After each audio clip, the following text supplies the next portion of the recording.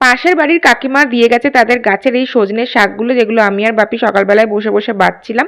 উজ্জ্বল আর তোজো এখনো ঘুমোচ্ছিল, সেজন্য আমি বসে বসে চা খাচ্ছিলাম। আজকে সকাল থেকে ওয়েদারটা মেঘলা থাকলেও গরম কিন্তু ছিল ভীষণ। আর এখানে একটা নতুন পাখি কিনে দেওয়া হয়েছে, সেটা কেমন ভাবে উঠছে সেটাই তোজো এখানে দেখাচ্ছিল। মামনি আজকে জলখাবারে বানিয়েছিল হচ্ছে গরম গরম বেগনি ভাজা, তার সাথে মুড়ি দিয়ে শশা দিয়ে খেলাম আমরা। আর বাপি এনেছিল ডাবের জল, যেহেতু গরমটা ভীষণ। দুপুরবেলার মেনু ছিল একদম সিম্পল, শাক ছিল আর তার সাথে আলু দিয়ে চিকেনের পাতলা ঝোল।